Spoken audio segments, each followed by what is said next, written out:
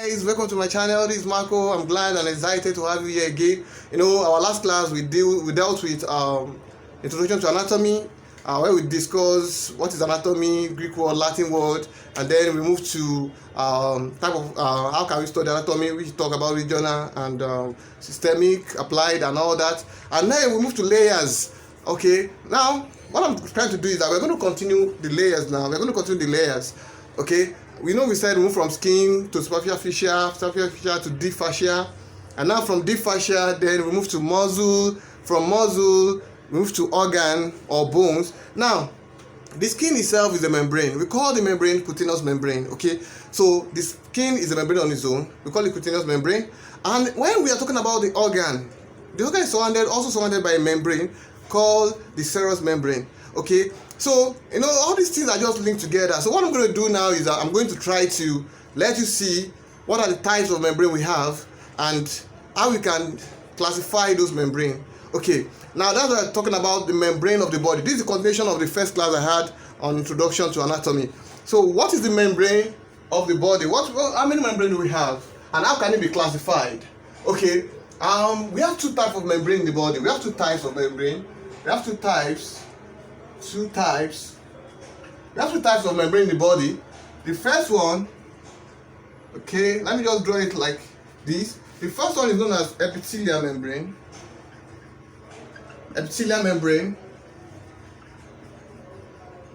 While the second one is known as connective membrane.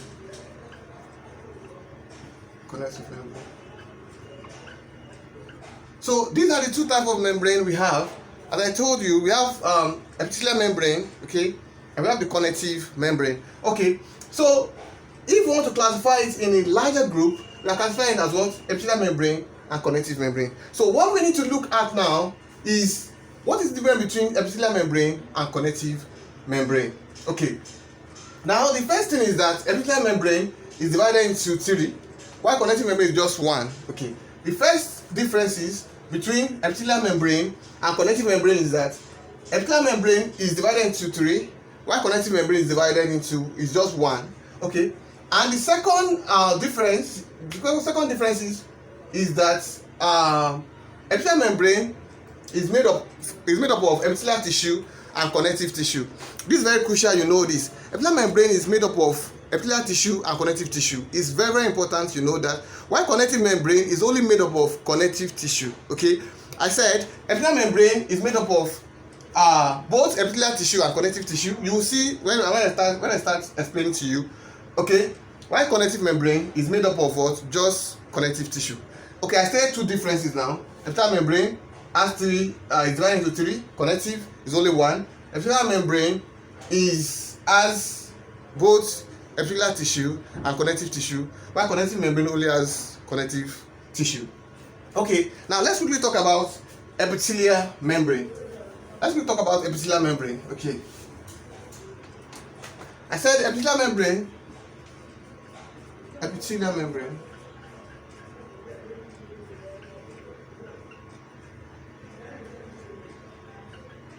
So epithelial membrane is divided into three. Okay, let me just number it. The first one is known as cutaneous membrane. The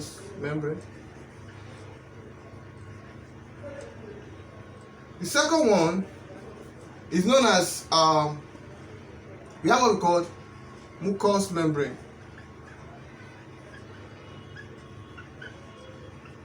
While the third one is known as serous membrane.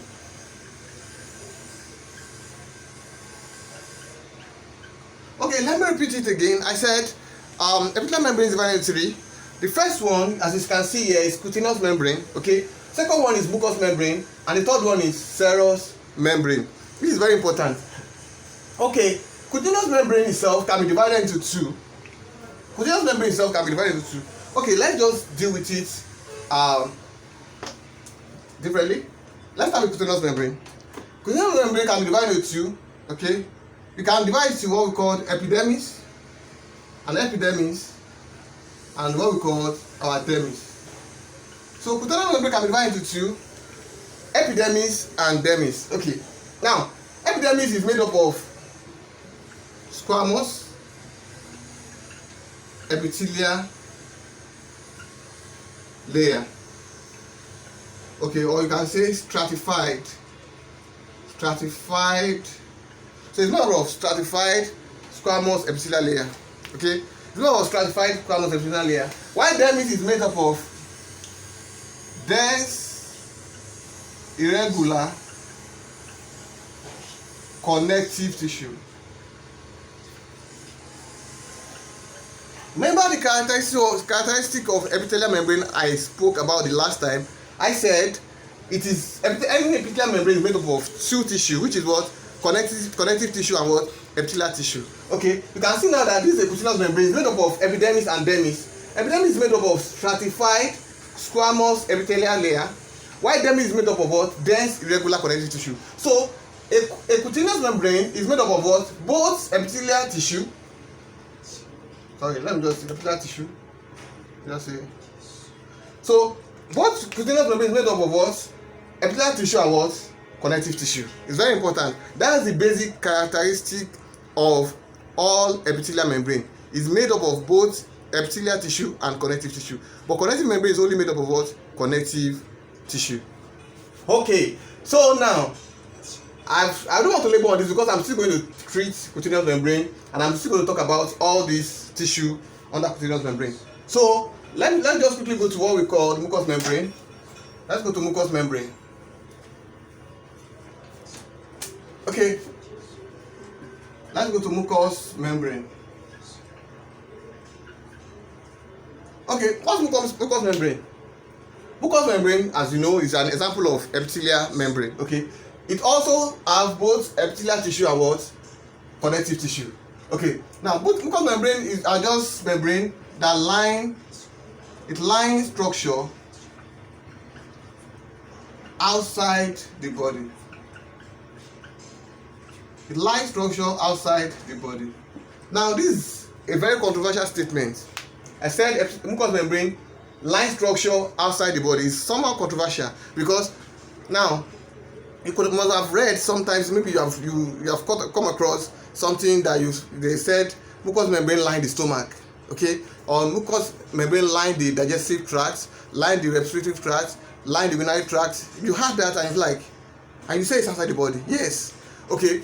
Now if I want to draw the body for you, now to draw the body, let me just draw something.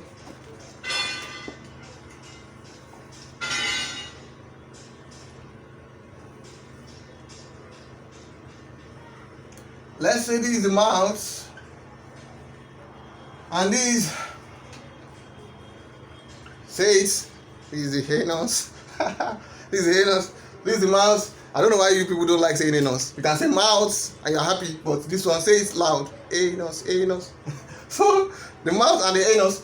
Okay, now let's draw something here. Let's see. Okay, let me just draw this. Let's say this is our limb. Okay, now assuming you look at this thing, assuming I put this thing now, I put it in my mouth, this stuff, assuming I put this thing in my mouth, okay, you can see that I would excrete it. Okay, just this thing will come out directly. It will come out directly. You understand? If this thing, let's say this is my digestive tract. This is my digestive tract. If this my digestive tract is inside my body, that means if I put this thing and it's coming like this, it should not come directly outside. So it's passing through my mouth and going through my digestive tract and out through my anus. That shows that mucous membrane line the digestive tract. That shows that this is outside my body. What is the food that we normally eat that we normally poop out like that? Beans, yeah, beans. Sometimes when you eat beans, you poop it out. Or corn, yeah, add corn, yes. When you eat corn, you see, you eat your corn. When you go to the toilet, you can see that. Don't pick the corn; it's not bad. It's bad. Don't eat it again. But you see that you poop out the corn. Okay, so it shows that your digestive tract is what outside your body. The thing is coming straight and going out straight.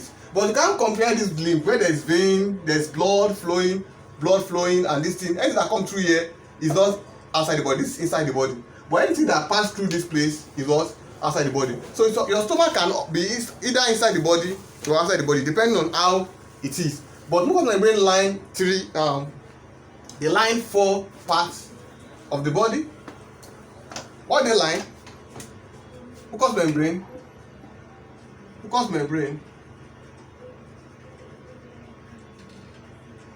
the line 1, your digestive tract,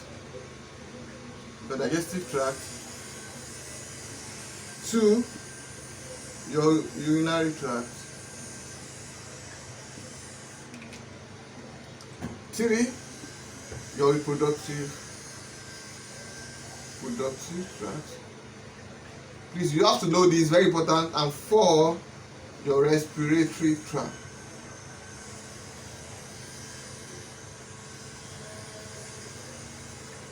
So we can use the mnemonic door. Okay, use the mnemonic door. Digestive tract, urinary tract, respiratory tract, and what? Reproduction tract. So you can use this mnemonic door. Okay, it's, or you can use R root. Whatever, you can use this one too, R root, for the mnemonic. Okay, these are the place your mucous membrane has. Now, mucous membrane, what's the character of mucous membrane? Okay, it contains mucus. Okay, that's why they call it mucous membrane. It's not easy, no-brainer. It contains mucus, and then the mucus is produced by what we call the goblet cell. The goblet cell is what that produce the mucus. Okay, so, and the function is to protect this tract. Is to what? Because imagine it's lining, it's lining the external body, it's lining it. So if it's lining it, that means it's protecting stuff from entering the body. So the mucous membrane, the function is what? Protection. So it tries to, like something like a membrane that is trying to protect stuff from entering the body. So it's not entity that is outside. Let's say this is your digestive tract and this is your body. So what this food is just absorbed. It's absorbed by the body. It's not that the food is in the body. It's outside the body when it's passing through your digestive tract. But the food is absorbed. The nutrient in the food is absorbed into your body. But the food itself is what?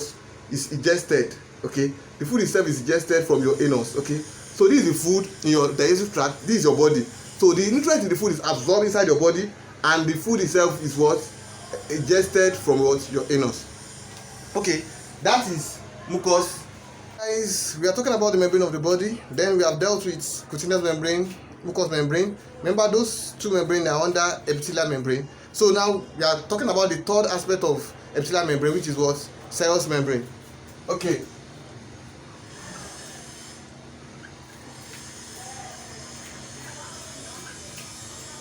Now, serous membrane. Okay. Now, serous membrane is the third membrane under epithelial membrane. The first one, as I said earlier, is cutaneous. Second, mucous. Third, serous membrane. So let's talk about serous membrane quickly. Okay, serous membrane function is to reduce friction.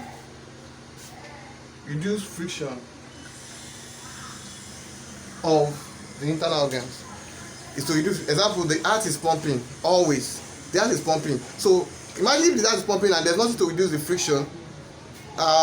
There will be wears and tears, and the heart will not be the way it's supposed to be. So 24/7 the heart is pumping, so there must be something, a lubricant, something that can reduce the friction. So the function of serous membrane is to reduce friction. And the serous membrane lines 3 cavities in the body. Okay, there are two regions. We have thoracic region.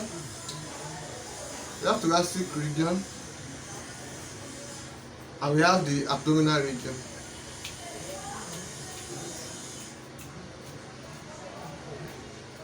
So the thoracic region has 2 cavities, which is, the first cavity is the pleural cavity. Second one is the pericardia. While the abdominal region has 1 cavity, which is what? Peritoneum. When you say tonia, peritoneum is abdominal region, while cardium, you guys to add. When you say peritoneal, cardia, that's adjective, okay? So peri means circle, something surrounding cardium, okay? Pericardia. Peri here also means circle, surrounding the tonia, which is what? The abdominal region. When you say peri, it means circle, okay? semicircle surrounding it. Now, looking at this now, I think we have pleura. Let me write it out. Okay, let me write it quite alright. We have one, which is what? We have its line pleura cavity. 2, it line peritoneal cavity, and 3, it line pericardium. So to get this, you can use the pericardium, okay, pericardial cavity. So to get the pneumonia here, you can just use PPP,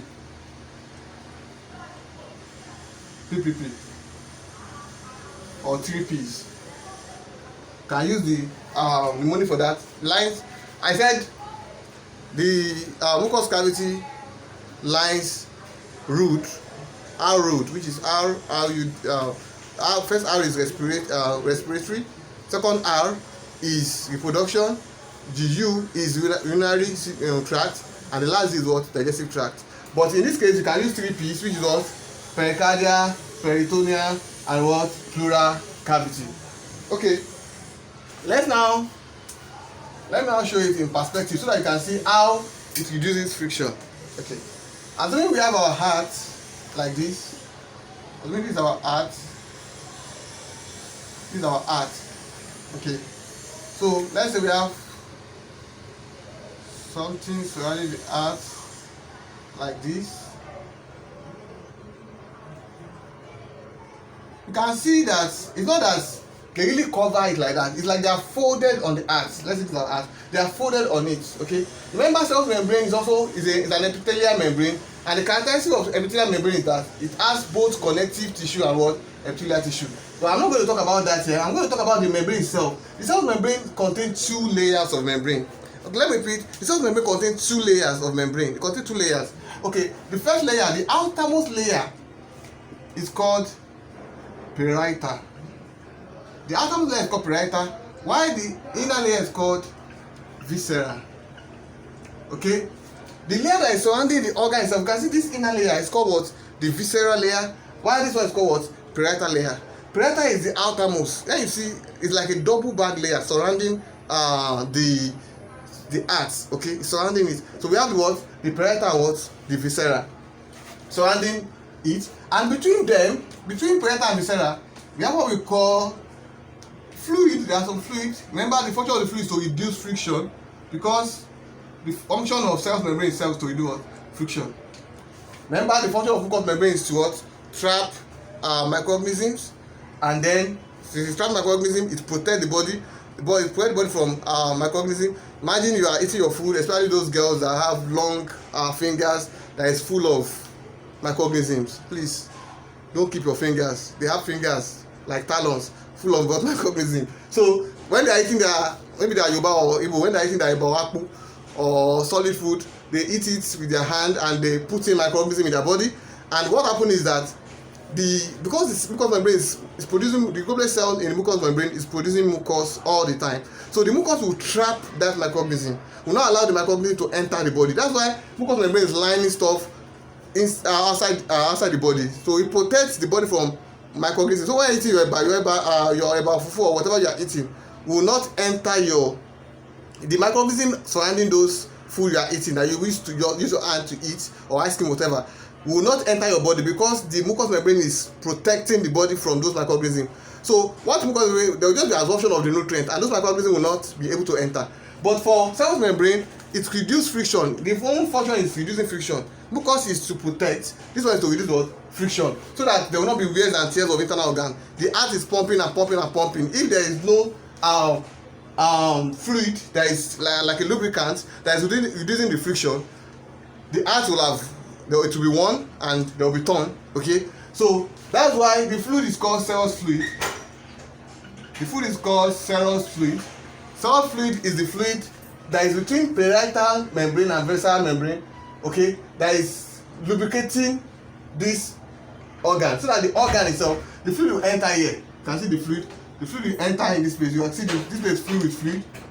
So the fluid will make it like the heart is pumping, and the fluid will not allow the heart to get worn out or what, get torn. Okay, so that's the function of serous membrane. Now lastly, we are going to go to connective membrane. Connective membrane, which is the last one.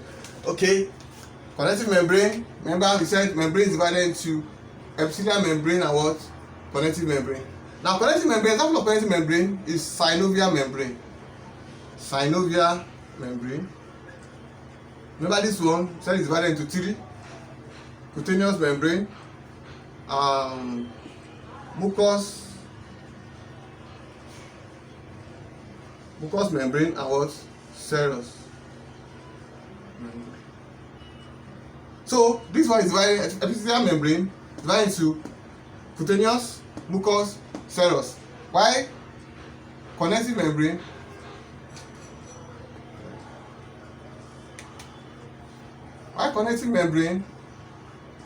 is made up of, example is synovial membrane. Now what's for your synovial membrane? We know we have synovial membrane, we have synovial sheath, we have bursa, we have all those things. In the next class I'll be talking about synovial bursa, synovial sheath, aponeurosis, retinacula, all those ones, all these compartments, fascia and all that. In my next class, that's what I'll be discussing. Okay, but that's why I'm not going to talk much about synovial membrane, because I'm still going to talk about it when I'm dealing with joints. But the thing is that you have to just know that there's what we call synovial fluid. There's synovial fluid produced by synoviocytes. Okay, cytes means cells. Synovial means synovial membrane. Okay, there is a cell producing the synovial fluid, and the function of synovial membrane is to what, reduce friction too. And when there's what, there are two joints. When there's two joints, to what, reduce friction. So as I said, I'll still talk about it later. So in summary, we have types of membrane. We have two types in a broad classification. We have synovial, we have connective membrane, and we have epithelial membrane. Epithelial membrane is divided into three, which are what, mucous, cutaneous, and serous. While connective membrane is just having one example, is what, synovial membrane. And I said the difference between them is that one epithelial membrane has both connective tissue and epithelial tissue, is correct for both, all the membrane. Mucous membrane have that, serous membrane have that, cutaneous membrane have that. But synovial membrane, which is an example of connective membrane, only have connective tissue, it does not have epithelial tissue. Thank you as you join. In the next class, as I said, we'll be talking about the fascia, compartment, and space in the body. Okay, I would like you to continue supporting this channel. You can support it by what?